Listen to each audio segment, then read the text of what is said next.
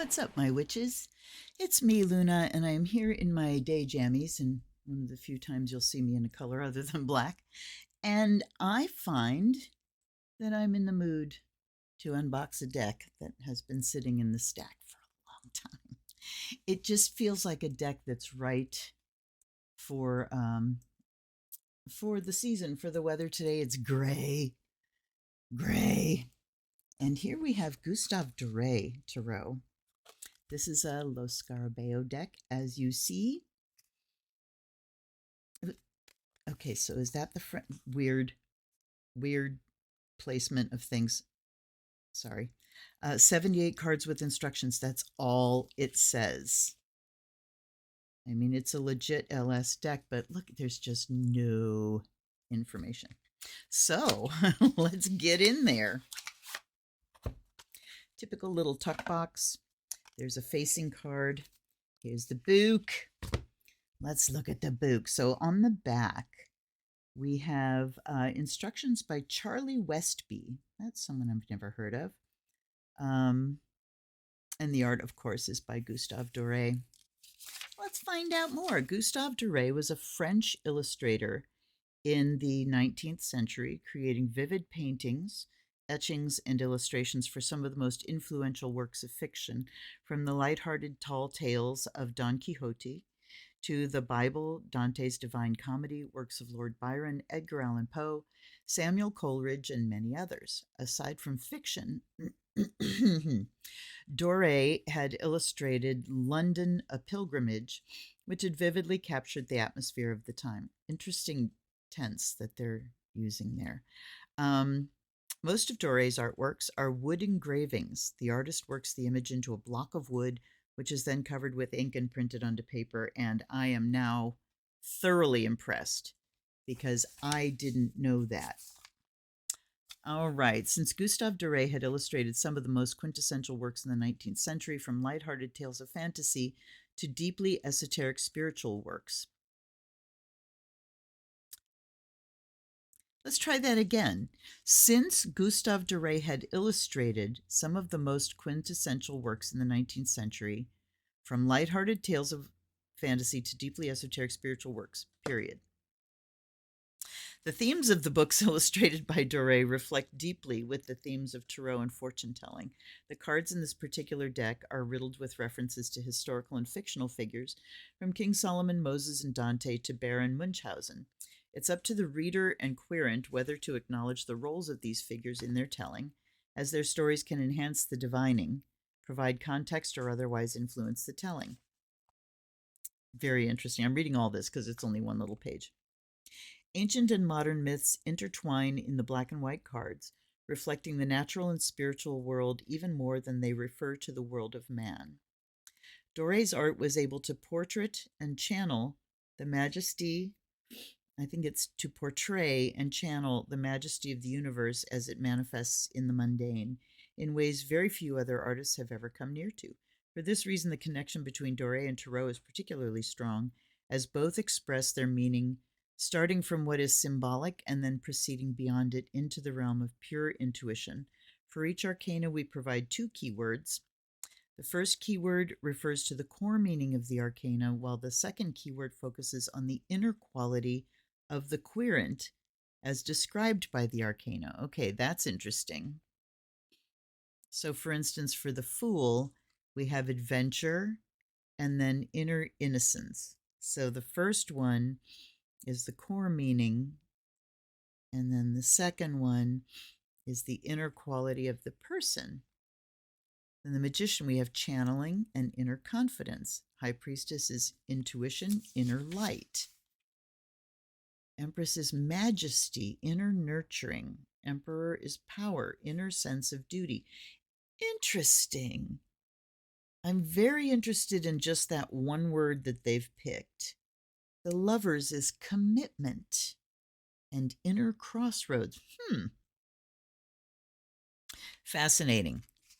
Okay, so I'm not going to go through all that. So we see we have those two keywords, and then we have a description, and that's the majors, and then we get to the suits. and we have a little couple sentences about that particular suit, and we don't get the two keywords. So, like the ace says, the home of the sincere heart, this is Ace of Cups. Joy, happiness, nourishment, abundance, fertility, the sacred meal, happiness beyond words. So we get way more than just the two keywords. And we get more for, like, look at the sun here, it says enlightenment and inner pride. A great eagle carries someone across the firmament closer to the sun, a bit closer to the empyrean heaven. This card portends good fortune, joy, and harmony. The upright sun represents the universe coming together and agreeing with your path. Reversed, the sun stands for false impressions, lack of vision, clarity, or drive. So we do get reverses on the majors, but we don't on the minors. So, fascinating. And we do have, look at the languages here. We have English, Italiano, Espanol, and Portuguese. That always kind of, I find it interesting when we have Spanish and Portuguese together, but not like French or German or, languages that are definitely different. Anyhow, the first 20 pages is English. We get a paragraph on how to read tarot, and then we have tarot spreads. 5 cards. Doesn't show you how to lay them out, but number 1 is I am, 2 is I believe, 3 is I do, represents the querent's action, focus, and direction. I let go, something that is holding the querent back, and I build, something the querent should strive for in order to progress. Interesting. Let's get to the cards. So again, we have this facing card, and on the other side we get the advertising card, I guess I'll call it. Instagram on Facebook, Los Garbeo Tarot on Facebook, and same thing on Instagram. I guess I never mentioned that. So here is the back. Look at this. Wow, you could get very lost in this design. That's really beautiful. Obviously non-directional. So here we go with the Fool. I've found it interesting lately, and I've started kind of, I have decks that are very colorful. Light Seers is one of my ride or dies. The Sacred She Tarot by Madheva Padma. The Star Tarot. Some of these intensely saturated color decks. And I like to pair them with a black and white deck, like Murder of Crows or the Tarot of the Abyss, or now this one, because it's just, the contrast is very interesting. Anyhow, here's the Fool. So we see him kind of sitting. He's got a staff here. And since this is an illustrator that didn't directly create a tarot deck, of course the images aren't going to be one-to-one with, Waite Smith or any of the other lineages. So, so it's good to have the name nice and big on the bottom. It's also good that it seems that LS decks no longer have like all of the languages around here. There's some decks that had like 6 languages with the name. Nice and clean, nice and simple, no borders, loving it. The Magician. Wow. And here we have Moses. Get ready to smash them tablets. Very interesting. Okay, let's just go. Here's the High Priestess. I love the lantern on her head. So I can see that, you're going to have the blending of what you already know about a card and then this lantern. Let's read her and see how these things go. All right. Intuition and inner light. With a crown of divine light, the High Priestess represents wisdom, tenacity, ability to intuit things about the world, physical and spiritual. Such power often breeds mystique, mystery around those that possess it, as is the case with the High Priestess. When upright, this card represents one's unconscious, listening to the inner voice, and when reversed, a state of inner repression, superficiality, and confusion. Okay, cool. Here's the Empress. Wow, that tracks. The illustrations are gorgeous. So I have the, and of course the name goes whee right out of my head. Hold on. One of them is Edmund Dulac. Arthur Rackham, that's it. So this is a set. Arthur Rackham, Edmund Dulac, and Gustav Doré. They are all illustrators from around the same period, and I just love them. Here's the Emperor. He could have served as a King of Wands as well, I think. But there he be, looking away. So again, it'll be really interesting to pull from the actual image as well as the book and what I know. Here's the Hierophant, looking like a religious dude. Here are the lovers with the angel. This is perfect. Clearly, we have Adam and Eve. The Chariot. Look at the ostriches. Oh my God. And they've got, there's a child in the chariot as well. Justice. Oh, this is the story. Is it Solomon of the two women? One woman stole the other woman's baby, and they go for his judgment so she can get her baby back. And he says, well, I'll just cut the kid in half and you can each have half. And then the true mother throws herself on his mercy, and he says, yep, that's the true mom. Give her the whole baby. Here's the Hermit. Very good. The Wheel. Okay, interesting. She's throwing dice.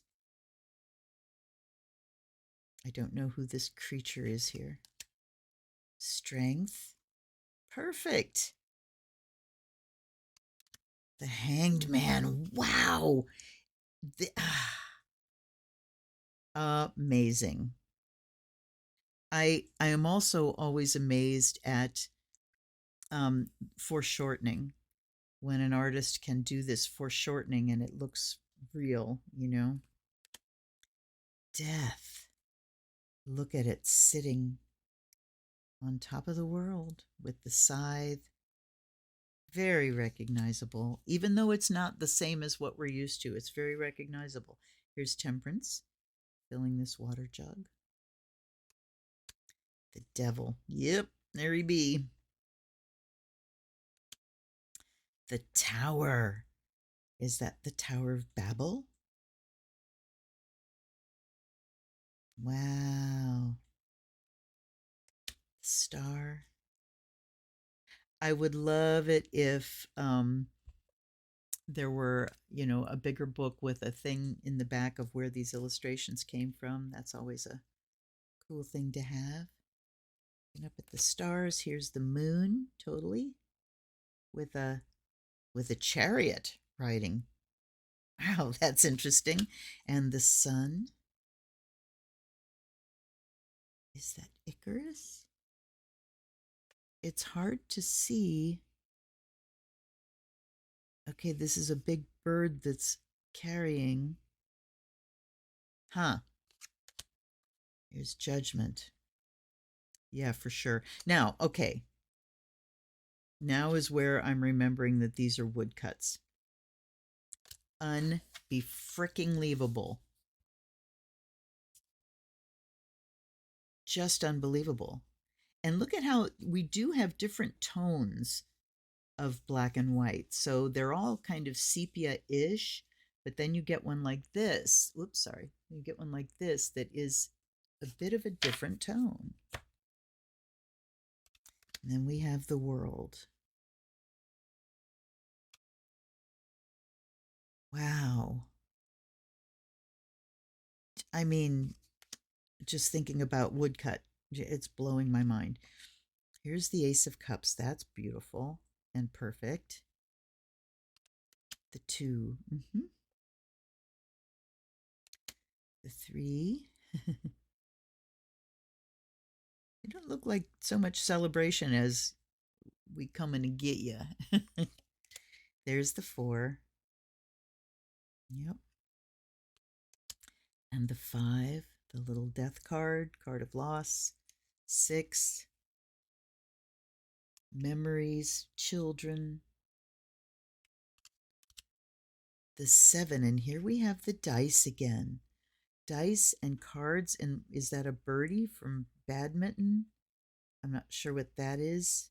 A racket. So we get this idea of gaming and betting, and very interesting take on 7 of Cups. There's the 8. She's taking leave.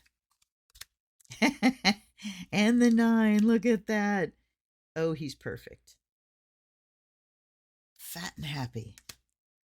And there's the 10. Then we have the page with the big water jug.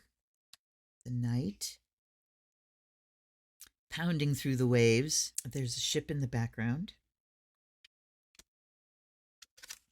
The queen,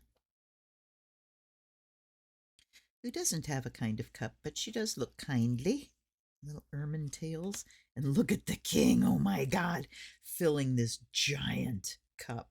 Holy crap. And what is that on the floor? It looks like a smashed crown? Or the claw of some creature? I don't know. I said I'd love to know what these illustrations come from. Here's the Ace of Pentacles.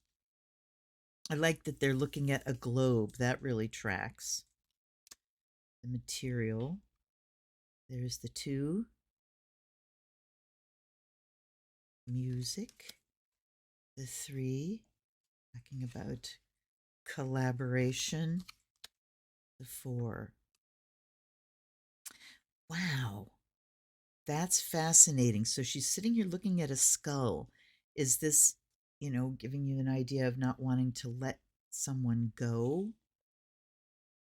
Hanging on to the very last scrap of their earthly being. That could track for 4 of Pentacles, I guess. Here's the 5. Skinny little dog and cat there. There's the 6 of Pentacles. That's perfect. Are these... Sometimes it's hard to tell what's going on. I see a lot of crutches here, but I can't tell if these are people. I think they are people. Just sort of bent over. There's the 7. Harvest. Totally. The 8. Doing the work. Okay. And again, some of these, the tones are very different. And I mean, how...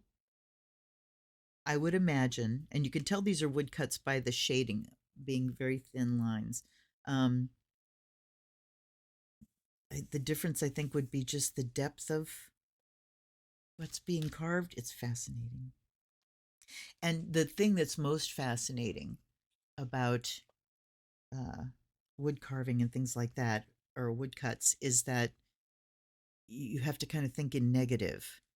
So you're not carving the image you want in, you're carving away what you don't want to take the ink. It's fascinating. Here's the 9 of Pentacles. Look at her sitting playing this organ, making people happy. She's got a little star over her head. There's the 10. Oh, I just hear she had so many children she didn't know what to do. There's the Page of Pentacles. That's an interesting image. I would not really be able to associate that with Page of Pentacles. I guess we can imagine it's a school. Somebody's lecturing, maybe. There's the Knight of Pentacles. Again on the shore and ships. There's the Queen. I love her headdress. And the King. He looks more like a priest than a king. There's the Ace of Wands. Look at these little imps. Angels, cherubs, and imps. Wow. The 2. Okay, looking out, and there's these two people down here. There's the 3, an angel, the 4. Okay, looks like we're going to celebrate. There's the 5, striving, competing, contention. Here's the 6, victory. The 7, wow, this, I mean, some of these, the images are remarkably close. The 8, everything's crashing down. Wow. I'm going to look that one up just to see what they do with it, you know, in opposition to the normal. We have force of nature, sudden events, speed, great hurry, great hopes, sacrifice, savagery. Okay. There's the 9. Ooh, look at all the swords and things coming out, and this has got to be Gulliver. It would have to be. There's the 10. Yep. Page. The light, you know. That makes it track. Here's the Knight of Wands. Yep, taken off. The other 2 were kind of, especially the Pentacles was standing still. Queen of Wands. And the King with his big staff. He's so proud of it. Here's the Ace of Swords. The 2. Wow, interesting. You get these 2 things coming in. Fascinating. I want to know more. The 3 of Swords. Look at this succube. Oh, man, the succube. Holy crap. It feels so different than the other ones, but very appropriate. There's the 4 of Swords. Yeah. The 5. Run them off. The 6. Yep. Rescue. The 7.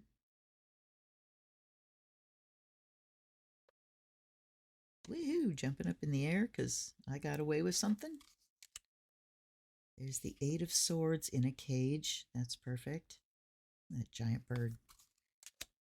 There's the 9. Yikes.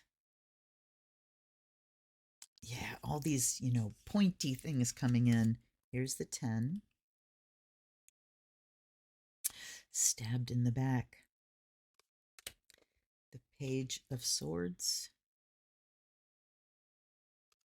The Knight. The Queen. And the King. Okay, let's give it a blessing. Let me fluff up my sage a little bit here. It's beautiful. It is a beautiful deck. Not really a deck to learn on, but it's a great deck for a collection. And I love that I have so many. It was kind of the section, the fine art decks. One of the ones that I want to get a hold of is, pretty sure it was Los Scarabeo, because they're usually the ones that do the fine art. There was / is a Botticelli deck. I definitely want that one. And for Christmas, I am asking for the Golden Klimt, a large copy of it, because I only have the mini. Here's a Smoke Blessing. By air and fire may you be purified and charged. And you as well.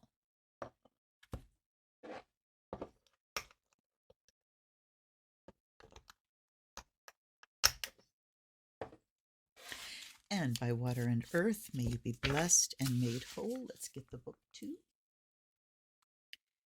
And by the sound of the bell,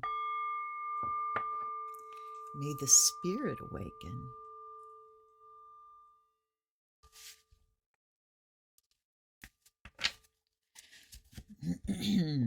Guides and guardians, allies and ancestors, thank you for being here every day, and thank you for helping me to deliver a message to my viewers that will resonate for them and help them to get through this day in the best possible fashion. And I offer you fresh water. I offer you the fire of Azrael. I also offer gratitude to Gustav Doré and Charlie Westby. So the meanings are very interesting, and I'm going to look up Charlie Westby and see if he's done anything else. Let's give it a shuffle. I don't anticipate any problems. Look how easily it fits in my hand. Cardstock is cardstock for decks. I'm going to shuffle it face up once and see how that goes. I think it'll shuffle better face up. Yep. I think it has to do with the way the cards are cut out, that, you know, they're cut by something stamping through. So it's going to push out a little lip on one side or the other that makes a difference whether you're shuffling it face up or not. Oops. All right. Let's do one more good riffle. And then I'm going to do what I've been doing. I will cut shuffle to focus, but I am going to split and pull. I'm noticing when I do readings for myself, I generally do more than one spread, and, you know, from multiple decks. And I find that when I mean, it happens too when I shuffle, but and it's because of the decks that are unshuffleable that, you know, I do a spread and pull, or I split the deck and pull. That way the shuffle doesn't matter. You know, it doesn't matter how long you've shuffled for the cards to land where they need to land. You're just choosing. But I find that I choose the same cards. You know, I get a lot of repeats when I do things that way. We've got Queen of Swords popping out for us. I'm going to put her back. And I think I may do the 5-card thing, and they do show you how to lay it out. It's in the front here. So let's do the reading from the book, and I'm going to focus now and ask,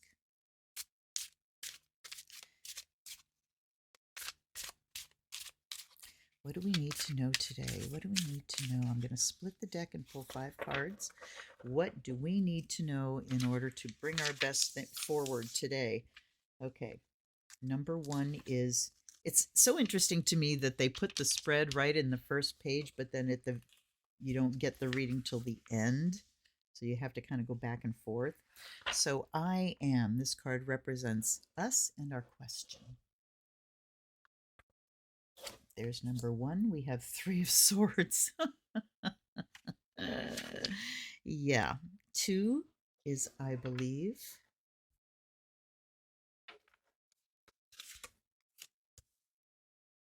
We get the Sun. 3 is I do.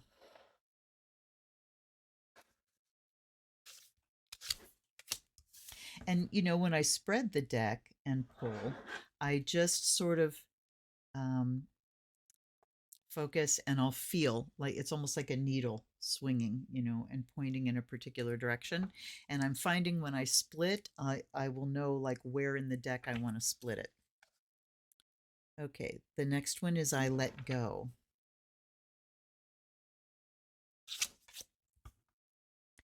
And we got 4 of Swords here, we got 5 of Wands here, and the last is I build. I'm going to do this first.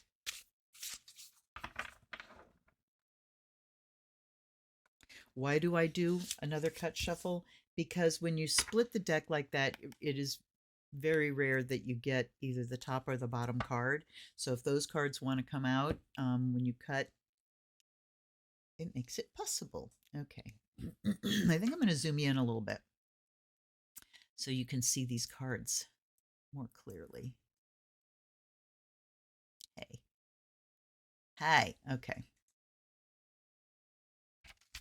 So number 1 is I am. Here's where we're at right now. And we get the 3 of Swords. Go figure.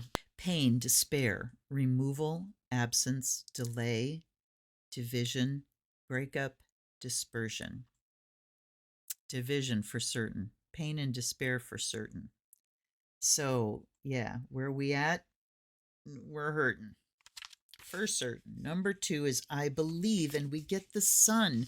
So we're in a lot of pain, and yet we believe that things will come out well. We believe in hope and optimism. And I already read the sun. How interesting was that? Enlightenment and inner pride. A great eagle carries someone across the firmament, closer to the sun, a bit close to the Empyrean heaven, a bit closer to the Empyrean heaven. Empyrean. I don't know what that is. I'm sure it's mythology. This card portends good fortune, joy, and harmony. The upright sun represents the universe coming together and agreeing with your path. Reversed sun stands for false impressions, lack of vision, clarity, or drive. I love the phrase, the universe coming together and agreeing with your path. Alignment and magic. So, that definitely makes me feel hopeful. At least it validates that our belief system is one of, I believe in magic. I believe in the power of love. I believe, yeah. Okay. Now I've got David Bowie in my head. What's the song? I think it's Signet Committee, where he's saying, I believe in the power of love. Anyway, number 3 is I do. And we get the 4 of Swords. We do nothing. What do? We rest, we recoup. I need to take care of myself. Oh, goodness. Okay. Vigilance, withdrawal, solitude, solitary retreat, exile, tomb and coffin. So vigilance, yes, but what are we doing? We are just in vigilant mode, in duck and cover mode, in rest and recuperation mode, in retreat. If you watched my vlog and reading from yesterday, which was December 2nd, it's like December 1st, 2024, this totally lines up with that. Okay. Number 4 is I let go, something that is holding the querent back. It can be either an obstacle to be overcome or an attitude they're indulging in. And we get 5 of Wands. Okay, I let go. Imitation, simulation, or strenuous competition, confronting rage with calm. That would be kind of the reversed part, I guess. So, imitation, simulation, strenuous competition. So, imitation, how interesting. If this were not the I let go, that could be a fake it till you make it thing. But this is competition. So, what we have to let go of is this idea of fight, and competing, striving with someone else. And then at the end, I build something the querent should strive for in order to progress, and we get the King of Pentacles.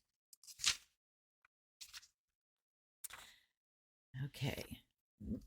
A person of power, lack of social niceties, spoiling oneself, valor, practical intelligence, business and normal intellectual activities. So we should strive for courage. Okay, this is Pentacles, right? Yeah. Valor. For practical intelligence, business and normal intellectual activities. Okay, so we should strive for using our mind in a practical way. And, he's Pentacles, so he is ultimately practical. Normal intellectual activities, a person of power. So, what we should strive for is groundedness, practicality, keeping ourselves from, keeping ourselves on a grounded path. Really looking at things in very practical terms and in realistic terms too, is what I'm getting from him. And so what that is saying, kind of the opposite of that, is when we go charging off into fantasy land. And I was thinking about how it was talking about this being things that we're indulging in. So we're indulging in this competitive fight, fight, fight thing. And right now, this is saying, no, we need to be much more grounded, much more practical. King of Pentacles, of course, is slow moving. I'm going to take a hit on him. Please help clarify this, King of Pentacles. And we get 3 of Wands. So, planning.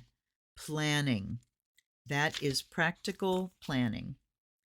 Assertion of force, resourcefulness, effort, exchange, trade, discovery, confidence steps. So yeah, what are the resources that we have to draw on, and how do we use them?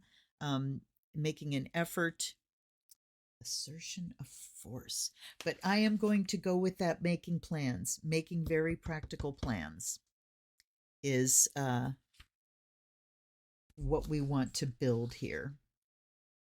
So while we're in this position on December 2nd, 2024, or, see if this is applicable to whenever you happen to watch this video. It's time for practical planning. We stop struggling with things and start planning. Because our belief system is full of hope. Our belief system is staying on the light side of things. And this was I do, right? What was that again? I do. Vigilance. While we are sort of retreating and taking care of ourselves and remaining vigilant and hopeful, we're going to stop struggling with everything, and we're going to start building a practical plan while we're dealing with all this. Okay. Very interesting voice this deck has. What do you guys think? Let me know, please. Let me bigger myself for the bye-bye. So yeah, let me know if that resonated with you at all. Let me know what you think of this deck. I love it because, as I said, I love the fine art decks. I've got, William Blake, who actually created the tarot deck, which is pretty freaking fascinating. And I mentioned the other ones. Anyhow, let me know what you think. Let's have a conversation. Drop a comment. Hit the like button if you would. Because it helps my channel, but I'm not doing this as a moneymaker, so like it if you feel like it. And I'll see you next time. Until then, this is Luna. Blessed be.